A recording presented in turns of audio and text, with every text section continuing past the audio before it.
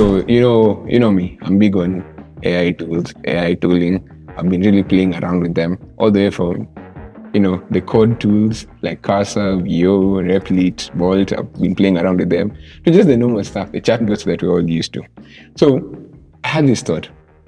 Imagine an AI agent that just doesn't answer your questions, yeah, but actually does things for you. Because everyone is hyping up this whole story of AGI, artificial general intelligence. We don't have like a really good framing or a really good understanding of it. But the reality of it really is, imagine an AI tool that can book your flight, can order your groceries, that can run your business operations. Like, we're no longer talking. But we had one. It was called the rabbit or what? Oh, but the rabbit and one was It was exactly a big gimmick, man. I'd say we've come a long way since rabbit and one. But here's the thing. Everyone is like, there's like a whole global race around it. And I think the one that really caught my interest and attention a lot was the one that was released earlier this month. It's called Manus. But it kind of opened up the world of agentic AI and... By Manus, you mean Manus? Manus.im, I think, is like the domain. You can check them out. But before you even get into Manus, I think I wanted to start by, do you even know what agentic AI is? Agentic? Like agents. Agents. Like I believe what's your understanding of it? My understanding is I'm saying this as a tech guy. I have no understanding of it. Except for the fact that it is AI that can interact with like, in whatever environment it needs, like it can act and receive feedback and then act on that feedback.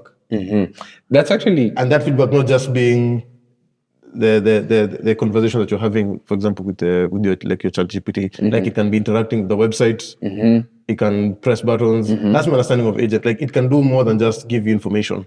Correct. Actually, that's pretty much it. Because traditional AI, like the chatbots that we're used to, is like, it's akin to like a brilliant advisor. You prompt it a question, it gives you advice, it gives you the best understanding of a particular topic, but it does not apply that knowledge on the ground. And then agentic AI, which is what I wanted us to kind of get into, it's like a more capable personal assistant, something that has more, like, it's like an autonomous team. It has agency. Yeah, it has agency, exactly.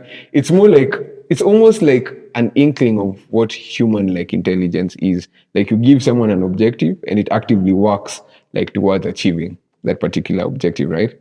And there's a couple of things that we have to get right to get this kind of agency going, right?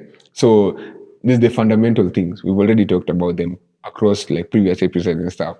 At the base of most of these agentic tools is usually like powerful LLMs, right? We're talking about Claude, we talked about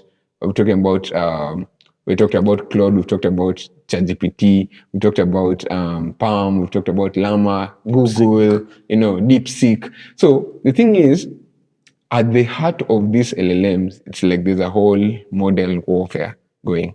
And we aptly discussed how right now they're not really competing on a lot of beats in terms of like differences with regards, but we can already clearly see that certain models are better for certain tasks, right? Like Claude, let's say, or Claude 3.7 as of today is really good for like coding tasks. If we're talking about reasoning tasks, we're looking at Grok now. We're looking at ChatGPT. If you want models that can do really good web research, you're looking at these kinds of models, right? So that's the first base level models that you want. You want models that can not only converse, but also perform reasoning. They can write code, can interpret instructions. But I think the most important thing, which is very important for an autonomous LLM, powerful LLM, is one that can do, can generate what we're calling chain of thought prompting, right? Like it can break down a task or an objective into step-by-step, like actions to do, and then recursively prompt itself to get towards a particular goal. Didn't we already have that with DeepSeek? Yes, that's a very good question. But you see, DeepSeek and specifically R1 is really good for web research, right? But it's not a general purpose agent, as it were. You can't tell DeepSeek today, oh, go book a flight for me to Dubai, or make a hiring call off of these resumes. What we're talking about an agent, the idea of an agent is think of it as somebody who could actually do like a real human job. Yeah. So I saw that Manus is invite only at this moment. So Yes. is there one that is in production or that people can go test out for any of our viewers? Something that they could point to, that you could point to as, look, this is agent AI. So let's talk about Manus a little bit, yeah.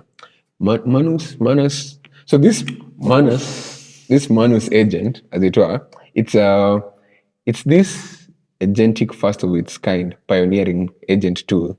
So Pioneering is I'm using pioneering very lightly because there's global comparisons. There's a lot more benchmarks that you can compare it with, the other competing companies.